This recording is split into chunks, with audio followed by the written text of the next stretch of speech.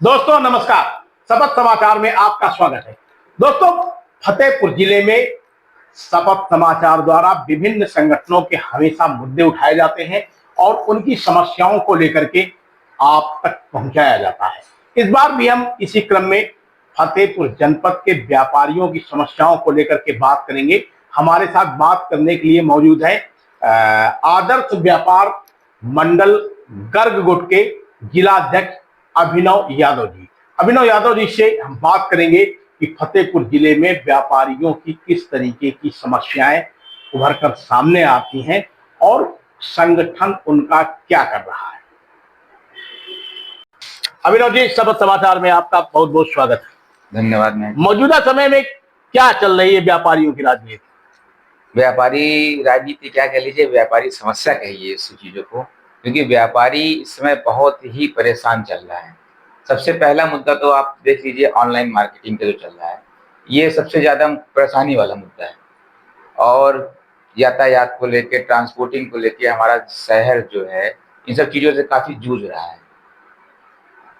अभिनव जी, मौजूदा समय में केंद्र सरकार ने जीएसटी के दरों में कमी कर दी है। तमाम ऐसे खाद्यान्न सामग्री हैं जो अब जीएसटी के दायरे पर नहीं है। उसके बावजूद भी चाहे मेडिकल स्टोर का व्यापार हो, चाहे जिस क्षेत्र का व्यापार हो, मौजूदा समय में व्यापारी आम उपभोक्ताओं को राहत नहीं पहुंचा पा रहे। इसकी वजह क्या है और क्या कर रहे हैं व्यापारी संगठन?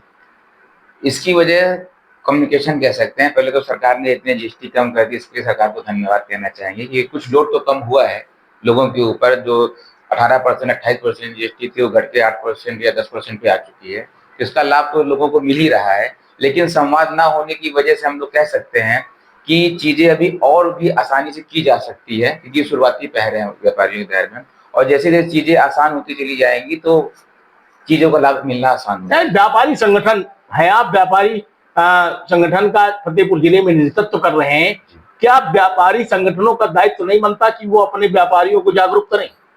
व्यापारी संगठन का दायित्व बनता है और हम लोग को करना भी चाहिए, और हम लोग बहुत हद तक करते भी हैं, लेकिन निरंतर करने की जो प्रक्रिया है वो कहीं ना कहीं रह जाती है। इसकी वजह से कहीं ना कहीं लाभ उनको नहीं मिल पाता। क्या दुकानदार आम उपभोक्ताओं को लूटते रहेंगे इसी तरीके?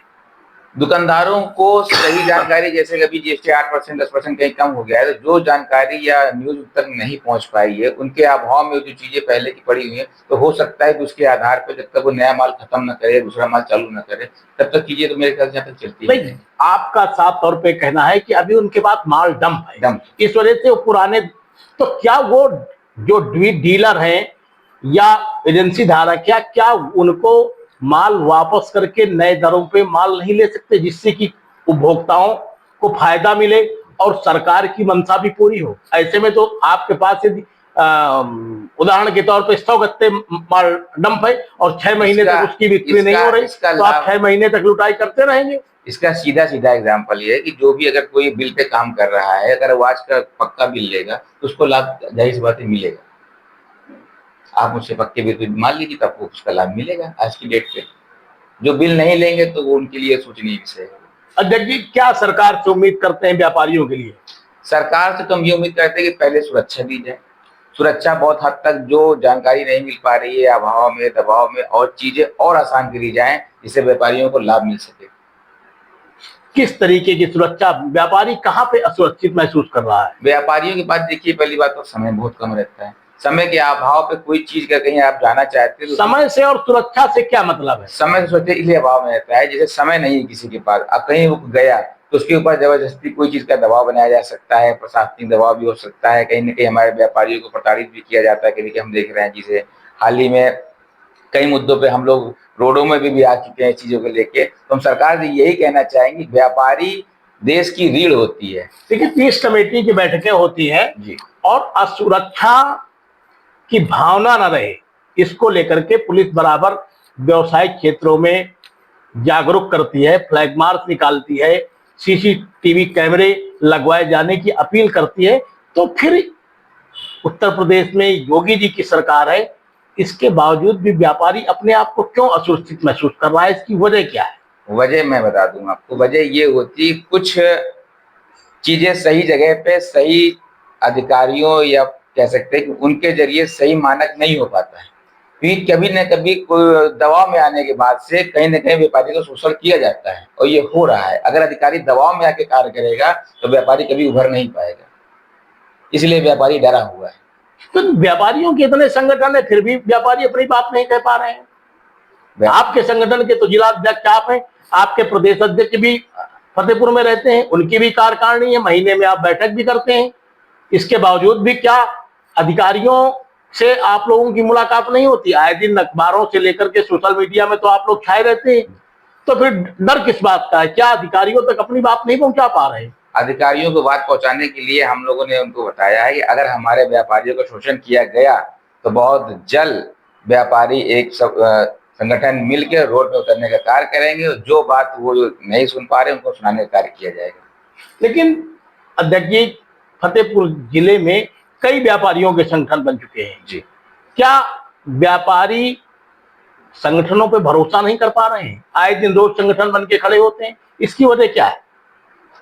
इसकी वजह आप ये कह सकते हैं कि अपना अपना मार्गदर्शन के हिसाब से आदमी कार्य कर रहा है और सुरक्षा कह लीजिए या विस्तार कह लीजिए, क्योंकि जनसंख्या बढ़ रही है तो विस्तार हो रहा है चीजों का, इसलिए संगठन भी विस्तार पे बढ़ रहे हैं जनसंख्या के आधार पर। जब फतेहपुर का विकास हो रहा है, जनसंख्या बढ़ रही है। मेरा सवाल ये है कि क्या व्यापारी किसी एक संगठन पर भरोसा नहीं कर पा रहे हैं? देखिए, मैं दूसरों को नहीं आता, लेकिन जहां तक मैं अपने संगठन की बात करता हूँ, मेरे संगठन में रहते हुए किसी व्यापारी का शोषण नहीं हो सकता है। उसके लिए चाहे मुझे जो कुछ करना पड़े उसके लिए तैयार हूँ।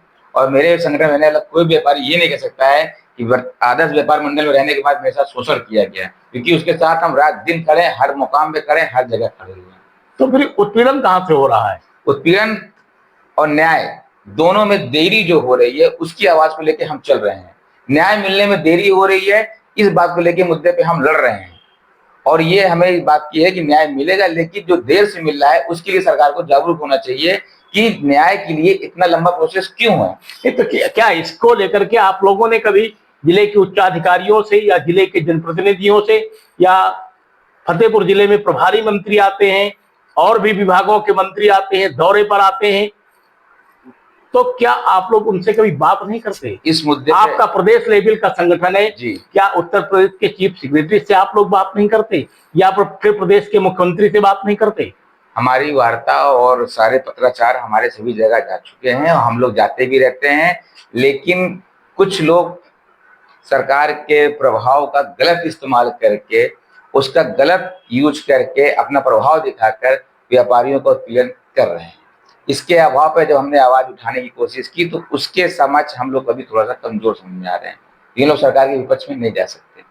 ये थे आदर्श उद्योग व्यापार मंडल के जिलाध्यक्ष अभिनव यादव जी, जिन्होंने साफ तौर पर बताया कि कहीं न कहीं व्यापारी समाज समस्याओं से घिरा है और जो न्याय देने की प्रक्रिया है वो मुकम्मल सही तरीके से नहीं है। इसको लेकर के व्यापारी समाज चिंतित है। धन्यवाद, बने रहिए शपथ समाचार में, फिर किसी न किसी नए युवा नेता के साथ मिलते हैं। बहुत बहुत धन्यवाद। आप देख रहे हैं शपथ समाचार।